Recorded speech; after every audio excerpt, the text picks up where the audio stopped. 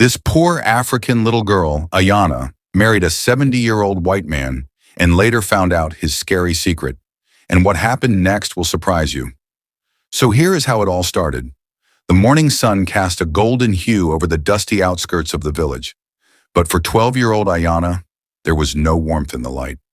She stood barefoot on the old wooden floor of her grandmother's hut, dressed in a delicate white gown that had once belonged to someone else's daughter. Her veil itched. Her eyes were dry, not because she wasn't sad, but because her body had already run out of tears. Outside, a small crowd gathered. Women whispered. Men looked away. They all knew what was about to happen. She was about to marry Mr. Elliot Langston, a 70-year-old white man from another world, another country, another life. A stranger with silver hair, cold eyes, and a handshake that made her skin crawl. But he had money, and Ayana's family had none. 2 weeks ago, her little brother fell ill. Fever, chills, uncontrollable seizures. The clinic refused to treat him without payment. Her mother had pleaded, begged, sold her sewing machine, her wedding ring, even Ayana's school books. But it wasn't enough. That's when Elliot came. He was staying in a private lodge in the mountains. An American investor, no one knew why he was in their region. He wasn't a missionary. He didn't speak of God or charity, but he had cash. And when he saw Ayana walking barefoot through the market, trying to buy medicine with coins, something in his gaze lingered. The next day, he showed up at their home with an offer, a bride price large enough to cover her brother's treatment and leave enough for rent, food, and clothing for a year. Her mother refused at first, screamed, threw things. But by nightfall, her brother's fever had worsened. They had no choice. And Ayana, barely past childhood, whispered the words, "I'll do it." The ceremony was small.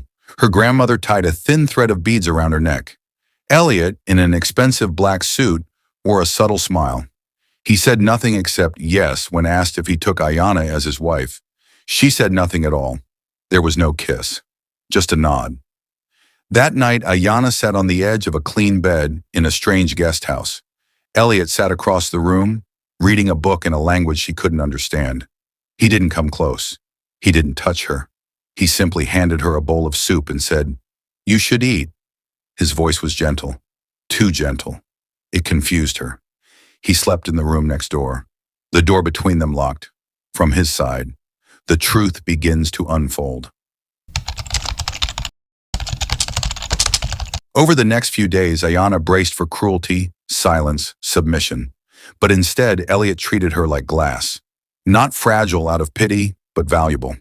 He gave her a room of her own, brought her dresses in soft colors, served her tea every day at 4 p.m., with honey and a small linen-wrapped cookie. He never touched her, never raised his voice, never looked at her the way other men did. And somehow that made it all more terrifying, because she no longer knew what to expect. One night she peeked into his library. Elliot sat in a brown armchair, not reading, but staring into a mirror. His face pale, his lips trembling as if whispering something. The next morning he invited her on a walk through the forest. He handed her boots, a scarf, and a notebook. "You should write," he said. "Why?" she asked. "Because stories help make sense of things." Then he added, barely above a whisper, "And I think you'll need that soon." By the 5th day, Ayana noticed a room at the end of the hallway. "Always locked?" she asked. Elliot only smiled faintly. "Some doors aren't ready to open yet." But Ayana wasn't a child anymore. That night, while Elliot was away, she picked the lock. Inside, she found a museum of secrets. Photographs lined the walls. Dozens of children from different countries. Some smiling, some not. Some had dates under their frames. Others had X's. In the corner was a wooden trunk filled with notebooks and letters. She opened one. "Dear Marisol, you're probably 17 now. I still think about your laughter. I hope you kept the violin. I'm sorry I had to leave so soon." Another. "To Chica. The stars were always brightest when you sang. I hope you found your mother." And then, one addressed to her. "To Ayana. You don't know yet, but you will. I just hope I live long enough to see you smile for real." Her breath caught. Why had he written her a goodbye letter before she'd even found it? She turned. and Elliot stood in the doorway. And then the big things gradually started to unfold. He wasn't angry, just tired. "I suppose it's time you knew," he said. Ayana clutched the letter. "Knew what?" "That I didn't marry you for me," he said. "I married you for you." He showed her the photos, told her their names, their stories. Amira from Morocco, Leon from China. Girls he'd tried to save, not by marrying them, but by doing whatever he could, funding their surgeries, building them homes, giving them choices.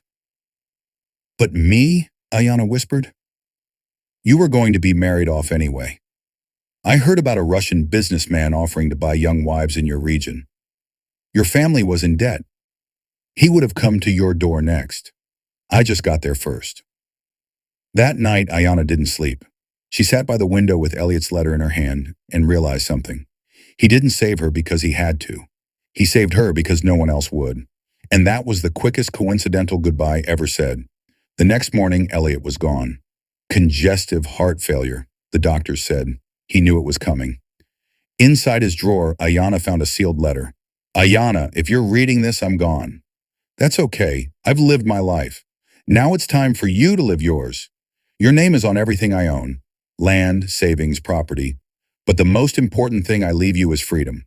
Don't waste it." She wept, not out of fear, but out of love. And from that henceforth a great African girl child was reborn.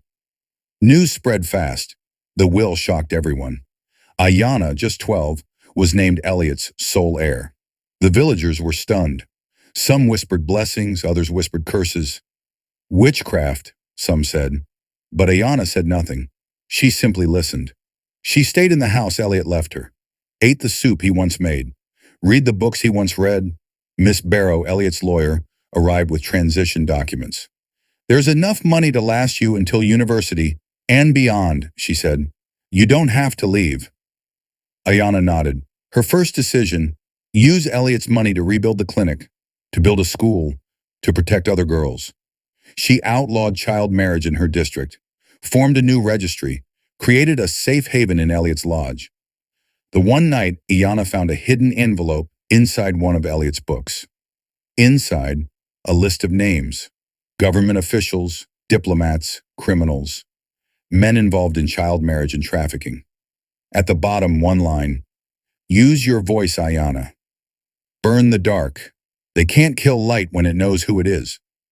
And with that, Ayana made her second decision. She wouldn't just build homes. She'd build a movement. The girl who carried fire. By 14, Ayana spoke at the United Nations. By 15, she helped change laws in 3 African countries. By 16, she returned to her village. Not with guards, but alone.